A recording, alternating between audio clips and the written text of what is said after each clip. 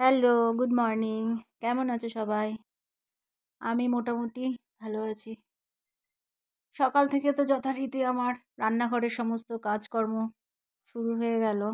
আজকে ভেবেছি ভাত আর করব না। দুদিন ধরে ভাত খাচ্ছি। আজকে রুটি, বাঁধাকপি একটু বড় বড় করে কেটে, আলু, বেগুন, কুমড়ো নেই, আর শিম দিয়ে ওটাকে একটা পাঁচমিশালি সবজি করব। সাথে একটু সুজি করেছি। কারণ অনেক দিন ধরেই আমার হাসব্যান্ড বলছে, অনেক দিন সুজি করো না, অনেক দিন সুজি করো না, তাই একটু সুজি করেছি। এটা হচ্ছে ব্রেকফাস্ট। তো আমাদের মেয়েদের, যেটা বলছিলাম, আমাদের মেয়েদের কত, মানে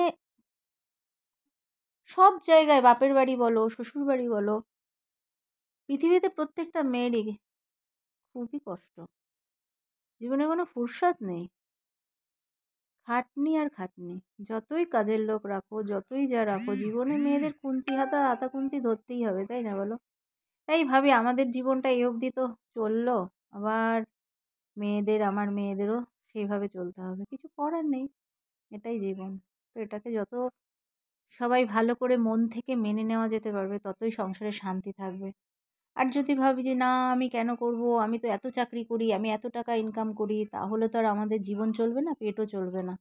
নিজেদের কাছেই নিজে কৈফিয়ত দেওয়া যাবে না। তার জন্য সব কিছু আমাদের মেয়েদের মেনে নিতে হয়। লাঞ্ছনা গঞ্জনা সব কিছু মেনে নিতে হয়। তার মধ্যে দিয়ে চলে খাওয়া দাওয়া, চলাফেরা, হাসি ঠাট্টা। মেয়েদের জীবনটা খুব দুঃখের।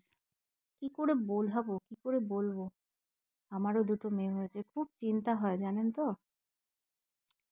বিয়ে দিলে পরের বাড়ি যাবে, আমরাও তো সেরকম নিয়ম অনুসারে, যেরকম যথারীতি নিয়ম, বড় হলে বিয়ে দিয়ে দেওয়া, পড়াশোনা করো, প্রথম অবস্থায় মায়ের কাছে থাকো, আদর যত্নে বড় হও, তারপরে সেই বিয়ে দিয়ে দেওয়া, অন্যের হাতে তুলে দেওয়া, পরের বাড়িটাকে, পুরো অচেনা অচেনা বাড়িটাকে নিজের করে নেওয়া, সব কিছুই মেয়েদের সত্যি মেয়েদের কত কষ্ট।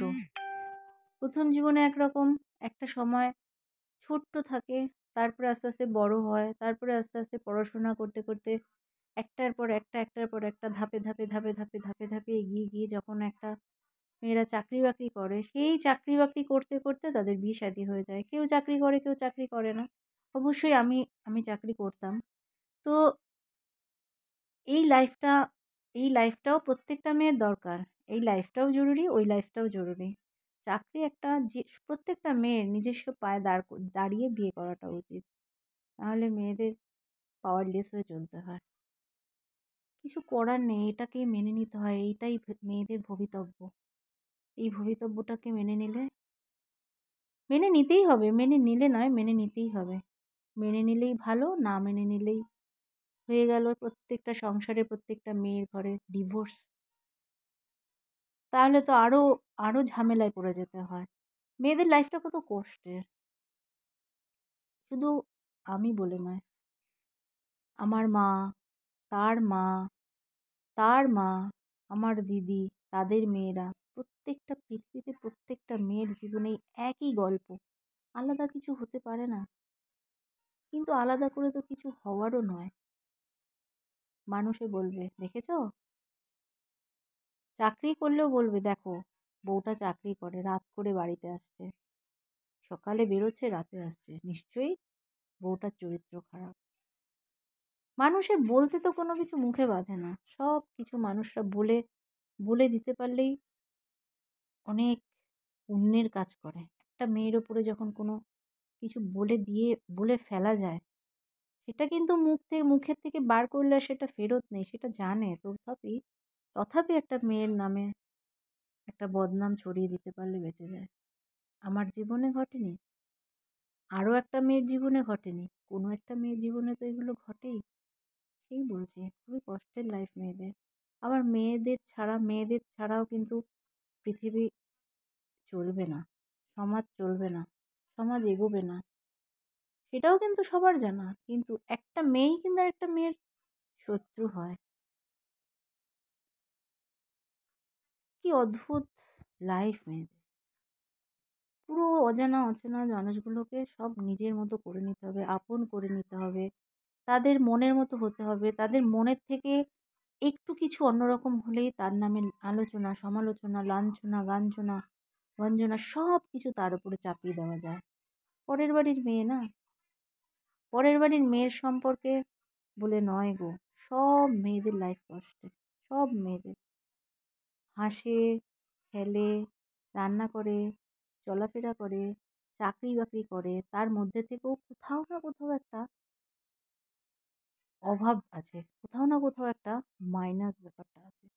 হতেই হবে। তো কি করা যাবে? আমি সবসময় ভাবি প্রত্যেকটা মেয়ের জীবন যেন সত্যি খুব সুখের হয়। আর প্রত্যেকটা মেয়েরা না পাওয়ারফুল হয়ে যেন বিয়ে শাদী করে। বিয়ে তো করতেই হবে। একটা লাইফ পার্টনার খুব জরুরি। লাইফ পার্টনার না হলে কখনোই মানুষের চলে না। যারা কেউ করে, কেউ করে না। কারোর মনে হয় না আমার লাইফ পার্টনার লাগবে না। আমি আমার মতো করে চলতে পারবো।